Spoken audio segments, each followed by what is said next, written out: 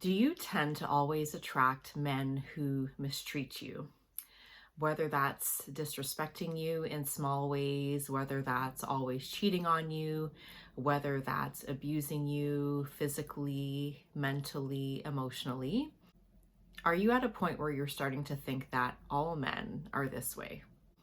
My name is Asha, and I help women in their 30s and 40s who struggle with dating and healthy relationships to date successfully so that they can attract love that they deserve.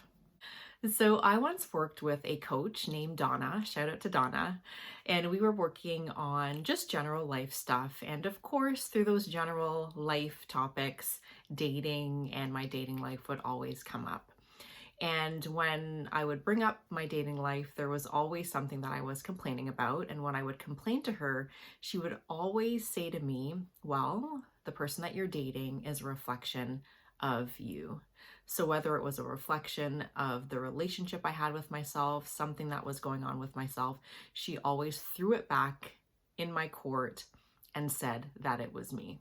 I was always hoping, of course, that she would jump on my bandwagon and agree with me, but she never fell into that trap.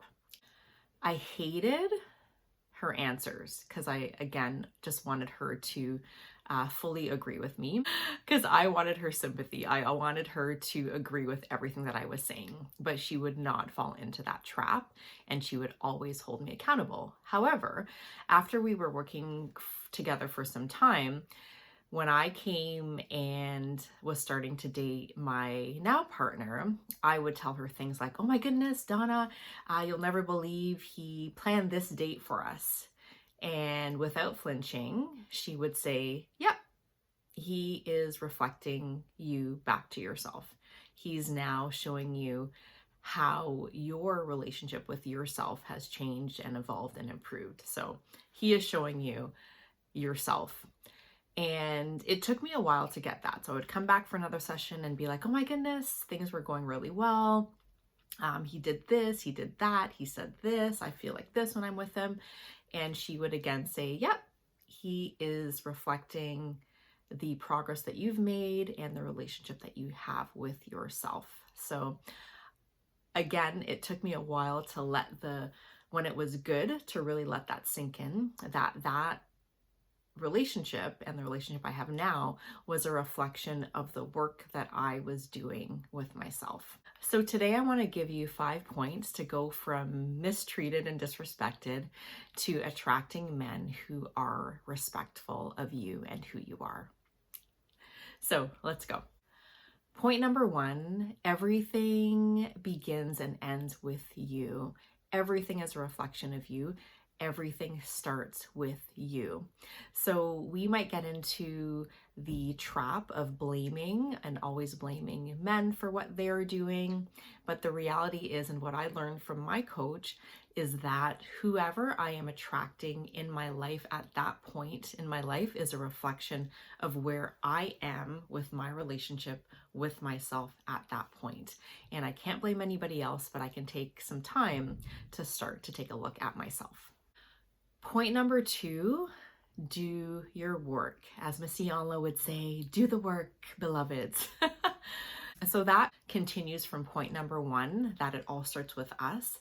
So when we recognize that and are willing to take that responsibility, we have to be really intentional. And that intention comes from being intentional about working on ourselves. And what does that look like? That looks like really getting curious.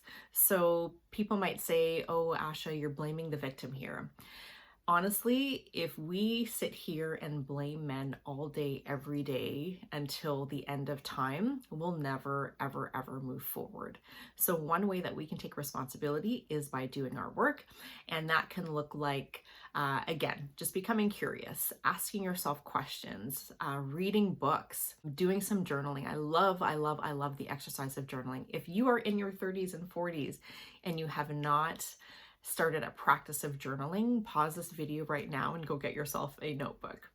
notebook or get yourself a journal and just start to ask yourself questions. Become self-reflective. Some questions that I love are taking the time to dig into your past. A lot of times things that have happened in our past inform how we show up in relationships in the present. So for women, something that we always have to look at and will always leave clues is, what was your relationship with your father?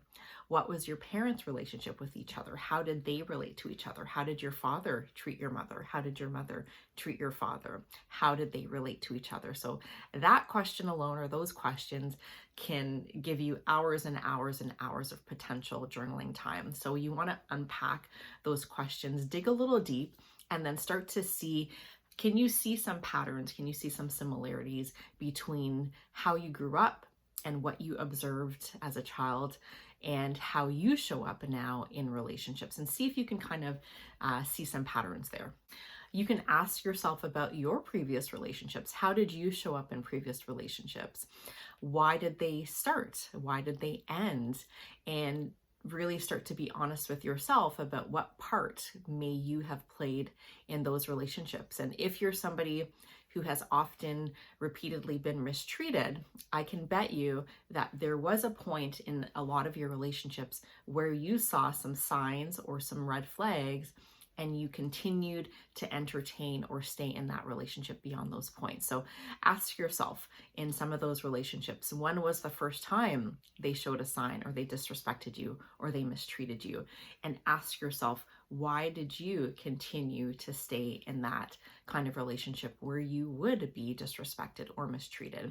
And if you can ask yourself those questions and be honest with the answers, you will really discover a lot that you can reflect on and use to move forward. In my opinion, when you can self-reflect, that is a huge sign of maturity.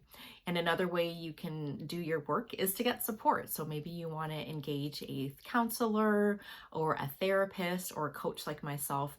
And what this can help you do is just have somebody that can support you as you walk through this journey. And it can help you to have somebody who can, work with you to look at some of your blind spots. And also it helps you kind of collapse the time it will take for you to move through this part of the process. So number 3, you want to develop your sense of self-worth and your self-esteem. And this is something that has to be very, very, very intentional. And what can this look like? Again, previous point, doing your work will help you to do that. You can also do that intentionally on your own. Reading books is a great way to do that. Reading books on self-confidence, on different things that you might even just be interested in life. You want to look at doing some affirmations. So pick some affirmations and really determine who it is that you want to be. Who do you want to show up as in the world? And if you don't yet feel like that, you can start to declare that out loud. The spoken word is extremely, extremely, extremely powerful. So what you say about yourself is really important, because you're the one that's going to hear those words. So if you're not yet the confident person that you want to be, if you're not yet the person who stands up for themselves or speaks up for themselves, you can start to declare that in word form. So you can declare that out loud. I love doing affirmations in the mirror. You can write them down. And those are different ways that you can build your self-confidence. So you want to start to just think about, who do you want to be? Who do you want to be? How do you want to show up in the world? And start to declare that even before you genuinely feel it inside. And over time, you will notice that that is going to start to build up for you. Point number 4, develop healthy boundaries. Oh my goodness, this is one that's near and dear to me. When I was dating in my late teens and in my 20s, I had little to no boundaries, and I really allowed people to treat me any way they wanted to treat me. And at the time, I would blame men for treating me how they treated me. Now, as I'm older and I look back and I can self-reflect, I realize that I didn't have the self-respect for myself, and I didn't teach people how to treat me. So that is all completely on me. Now that I know better and have done better, I have gotten different results and I have different experiences. So when we develop boundaries, that's us declaring to the people around us, and whether that's romantic, whether that's at work, whether that's with our family, we are going to start to let them know how we expect to be treated. And again, people are going to take their cues from us, and we have to determine what that is for ourselves. So our no has to be really strong and really clear. And if you're not used to saying no, you're not used to standing up for yourself, speaking up for yourself, this is going to take practice, but it's worth it. So do not give up on this. It's going to be uncomfortable. You're going to have people that may not like how the new you is being, but in order to improve how you show up in your dating life, you're going to have to practice this. So you have to decide, what will you tolerate? What will you not tolerate? If something happens, you need to address that in your dating stages really, really, really early and quickly. Once you establish a boundary about something, that something is not okay with you, that you're not going to tolerate it, you have to be willing to walk away. A lot of you are not willing to walk away when you're being mistreated because you think, what if you don't find another person? What if this is the only person for you? I'm telling you, there are lots of amazing men out there. Do not make decisions based on that scarcity thinking where you don't think you'll ever find somebody new, or you don't think there's enough men out there, or the clock is ticking and you've got to find somebody now so that you can have babies. Like, do not be desperate when there is somebody who is not treating you as you should be treated. And when you really start to develop and cultivate your boundaries, you're going to notice that the people that are attracted to you and that you are attracted to is going to change. And that's because you are now building up your self-respect, your confidence, and your boundaries. Point number 5, wait to have sex. So this can be very controversial. I know we're in modern society. Women can do whatever they want, whenever they want, with whomever they want. But if this is something that you struggle with, if you usually sleep with your dates super early, I'm going to encourage you and challenge you to wait a little bit longer. So if you're usually sleeping with somebody within the first date or the first week, why don't you try to just wait a little bit longer? And I encourage waiting at least till there is a clear commitment, or as Steve Harvey likes to do, a 90-day probationary period. But that just kind of gives you a little bit of a guideline. I never like to tell people exactly what that needs to be. But if you're somebody whose intuition is sometimes a little bit off, that you're missing those red flags and you're missing those indications of somebody with a good character, then I encourage you to wait a little bit. Start to use that time to get to know the person that you're dating, observe their character. Are they a kind person? Are they reliable? Is this a person of integrity? And these are the character traits that we need to start to pay attention to.